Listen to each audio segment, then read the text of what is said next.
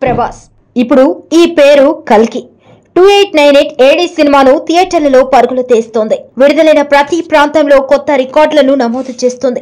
ఎక్కడ చూసినా అందరూ ఈ సినిమా గురించే మాట్లాడుకుంటున్నారు. ప్రభాస్ వరుసగా పాన్ ఇండియా సినిమాలు చేస్తూ బాలీవుడ్ హీరోలను సైతం కొంతకాలంగా ఆలోచనలో పడేస్తూనే ఉన్నాడు, ఆశ్చర్యపరుస్తూనే ఉన్నాడు. టాలీవుడ్ నుంచి బాలీవుడ్ కి ఇంత పోటీ ఇచ్చిన హీరో ఇంతవరకు లేడు అనటంలో అతిశయోక్తి లేదు. నిజానికి బాహుబలి 2 తర్వాత ప్రభాస్ బడ్జెట్ పరంగా ఆ స్థాయి సినిమాలు చేశాడు, కానీ ఆ స్థాయి విజయాలను మాత్రం అందుకోలేదు. రాధేశ్యామ్, సాహో, సలార్ సినిమాలలో ఏదో ఒక వెలితి కనిపిస్తూనే వచ్చింది. ఇక ఆదిపురుష్ అయితే అనేక విమర్శలను తెచ్చిపెట్టింది. అయినా ఆ సినిమాల టాక్ కలికి వసూళ్లపై ఎంత మాత్రం పడకపోవడం విశేషం. ప్రభాస్ సినిమాలను ఆడియన్స్ ఏ సినిమాకి ఆ సినిమాగానే చూస్తున్నారు. ఫ్లాప్ టాక్ వస్తే తమ హీరోను సరిగ్గా చూపించలేకపోయారని, ఆయన్ను సరిగ్గా ఉపయోగించుకోలేకపోయారని అంటున్నారు తప్ప ఆ ఫ్లాప్ టాక్ ను ఆయన దరిదాపుల్లోకి రానియకపోవడం విశేషం. ఇంతవరకు ఏ హీరోకి ఇలాంటి ఒక అవకాశం దక్కలేదని చెప్పాలి.